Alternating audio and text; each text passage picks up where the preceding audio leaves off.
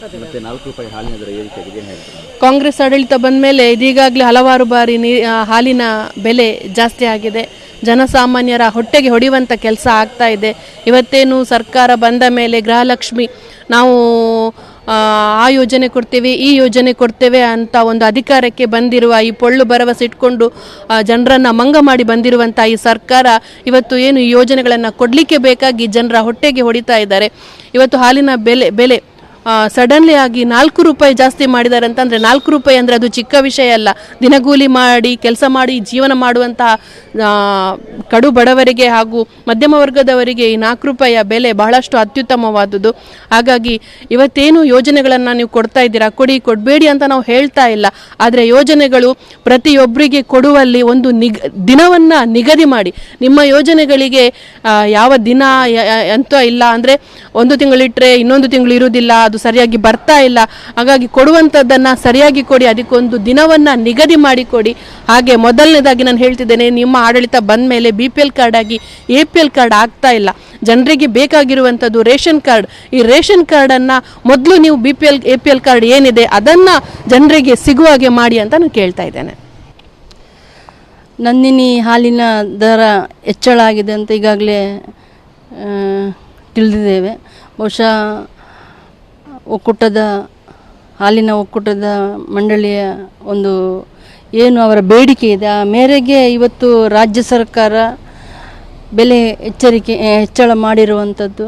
ಬಹುಶಃ ಇದೇನು ಹೊಸದಲ್ಲ, ಯಾಕಂದರೆ ಕಳೆದ ಬಾರಿಯೂ ಕೂಡ ₹2 ಹೆಚ್ಚಳ ಮಾಡಿದರು. ಅದು ಹಾಲಿಗಿರ್ಬೋದು, ಮೊಸರಿಗಿರ್ಬೋದು. ಒಂದು ಕಡೆ ನಾವು ಮಕ್ಕಳಿಗೆ ಪೌಷ್ಟಿಕತೆ ಕೊಡಬೇಕು ಅಂತ ಹೇಳ್ತೀವಿ, ಇನ್ನೊಂದು ಕಡೆ ಹೆಚ್ಚಳವನ್ನು ಮಾಡ್ತಾನೆ ಇರ್ತೀವಿ. ಇದು ಕೇವಲ ಹಾಲಿನ ದರ ಅಂತಲೇ ಹೇಳೋದಲ್ಲ, ಇವತ್ತು ವಿದ್ಯುತ್ ದರ ಇರ್ಬೋದು, ಬಸ್ ದರ ಇರ್ಬೋದು, ಮೆಟ್ರೋ ದರ, ಪ್ರತಿಯೊಂದಕ್ಕೂ ಕೂಡ ತಿಂಗಳಿಗೊಮ್ಮೆ ಹೆಚ್ಚಳ ಆಗಿರುವಂಥ ನಾವು ನೋಡ್ತಾನೆ ಇದ್ದೀವಿ. ಜನಸಾಮಾನ್ಯರ ಒಂದು ಮಾತು ಏನಂದರೆ, ಇಲ್ಲಿ ಒಂದು ಕಡೆ ನಾವು ಎಲ್ಲವನ್ನು ಫ್ರೀ ಕೊಡ್ತೀವಿ, ಅದನ್ನು ಫ್ರೀ ಕೊಡ್ತೀವಿ, ಇದನ್ನು ಫ್ರೀ ಕೊಡ್ತೀವಿ ಅಂತೀವಿ.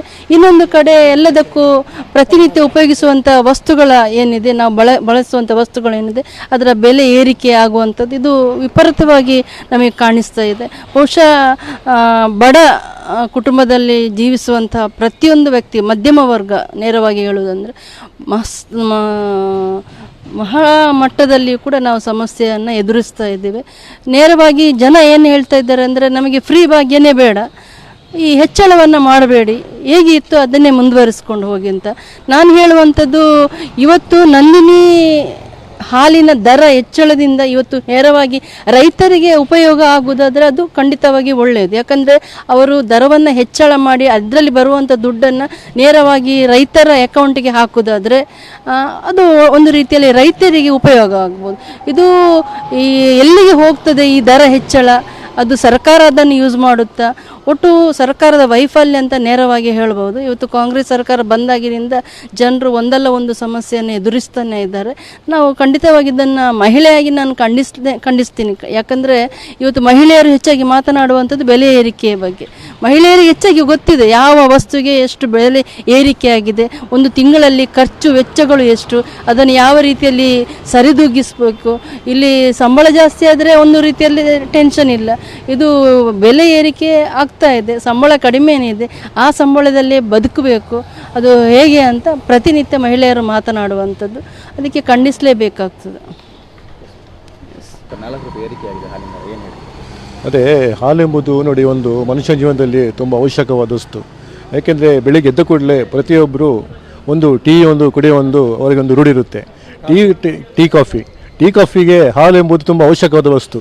ಹಾಗಿರುವಾಗ ಈ ಹಾಲಿನ ದರವನ್ನು ಏಕಾಏಕಿ ನಮ್ಮ ಸಿದ್ದರಾಮಯ್ಯ ಸರ್ಕಾರವು ₹4 ಏರಿಸಲಿಕ್ಕೆ ತಗೊಂಡಂಥ ನಿರ್ಧಾರ ಏನು ಹೇಳ್ತೇನೆ, ಒಂದು ಖಂಡನೀಯವಾದದ್ದು. ಏಕೆಂದರೆ ಈ ₹4 ಏರಿಕೆಯಿಂದ ಖಂಡಿತವಾಗಿಯೂ ಈ ಹಾಲಲ್ಲದೆ ಹಾಲಿನ ಬೇರೆ ಏನೆಲ್ಲ ಬೇರ್ಪಡಿಸುಂಟು, ಅದು ಪನ್ನೀರ್ ಇರಲಿ, ಟೀ ಇರಲಿ, ಕಾಫಿ ಇರಲಿ, ಎಲ್ಲವನ್ನ ರೇಟ್ ಅಧಿಕ ಆಗುತ್ತೆ. ಇವನ್ ಕೂಡ ಐಸ್ ಕ್ರೀಮ್ ಕೂಡ ಅದು ಹಾಲಿನ ಉತ್ಪನ್ನ. ಹಾಗಾಗಿ ಅದೆಲ್ಲ ಈ ಹಾಲಿನ ಪ್ರಾಡಕ್ಟನ್ನು ಯಾರೆಲ್ಲ ಉಪಯೋಗಿಸೋದು, ಕೆಲ ವರ್ಗದವರಿರಲಿ, ಬಡತನ ವರ್ಗದವರಿರಲಿ, ಎಲ್ಲ ವಯಸ್ಸಿನವರಿಗೂ ಈ ಹಾಲಿನ ಒಂದು ಉತ್ಪನ್ನ ಬೇಕಾಗುತ್ತದೆ. ಹಾಗಿರುವಾಗ ಈ ಹಾಲಿನ ದರವು ಖಂಡಿತವಾಗಿಯೂ ಪ್ರತಿಯೊಬ್ಬ ಸಾರ್ವಜನಿಕರ ದಿನನಿತ್ಯದ ಜೀವನದ ಮೇಲೆ ಅದು ಪರಿಣಾಮ ಬೀರುವಂಥದ್ದು. ಇದು ಸಾವಿರಾರು ಜನಕ್ಕೆ ಸಮಸ್ಯೆ ಆಗಿದೆ. ಇದು ಸರ್ಕಾರ ಮಾಡಿದ್ದು ತಪ್ಪು. ಇದು ಸಾವಿರಾರು ಜನ ತಮ್ಮ ತಪ್ಪು. ಇದು ಟೀ ಕಾಫಿ ಕುಡಿಯೋರು ಇದ್ದಾರೆ, ಮಕ್ಕಳಿಗೆ ಐಸ್ ಕ್ರೀಮ್ದವ್ರದ್ದು ಪ್ರತಿಯೊಂದವ್ರಿಗೆ ತೊಂದರೆ ಆಗಿದೆ, ಸಮಸ್ಯೆ ಆಗಿದೆ. ತಾವು ದಯವಿಟ್ಟು ಇದು ಸಹಕಾರ ಮಾಡಿ ಸಹಾಯ ಮಾಡಬೇಕು, ಬಡವರಿಗೆ ಅನುಕೂಲ ಆಗಬೇಕು. ಈ ಥರ ಇದು ತಪ್ಪು ಇದು ಆಗಿರೋದು ಇದು ದಯವಿಟ್ಟು ನಿಮ್ಮಲ್ಲಿ ಕೇಳ್ಕೊಳ್ತಾ ಇದ್ವಿ. ಸಮಸ್ಯೆ ಅಗತ್ಯ ವಸ್ತುಗಳ ಮೇಲೆ ಬೆಲೆ ಏರಿಕೆ ಜಾಸ್ತಿ ಆಗ್ತಾ ಇದೆ. ಎಲ್ಲ ವರ್ಷ ಎಲ್ಲ ಬೆಲೆ ಏರಿಕೆ ಎಲ್ಲ ಜಾಸ್ತಿ ಮಾಡ್ತಿದ್ದಾರೆ, ಎಲ್ಲ ಥರದ್ದು ಜಾಸ್ತಿ ಮಾಡ್ತಾ ಇದೆ. ಇದು ತಪ್ಪು, ಇದು ಸರಿ ಇಲ್ಲ. ಸರ್ಕಾರಕ್ಕೆ ಏನು ಹೇಳ್ತೀವಿ? ನಮಗೆ ಸರ್ಕಾರಕ್ಕೆ ಅವ್ರಿಗೆ ಯಾವ ಥರ ನಡೆಸ್ತಿದ್ದಾರೆ ಏನಂತ ನಮ್ಗೆ ಆಶ್ಚರ್ಯ ಆಗ್ತಾ ಇದೆ. ನಮಗೇನು ಅದು ಸರಿ ಅನ್ನಿಸ್ತಾ ಇಲ್ಲ. ಸರಿ ಅಷ್ಟೇ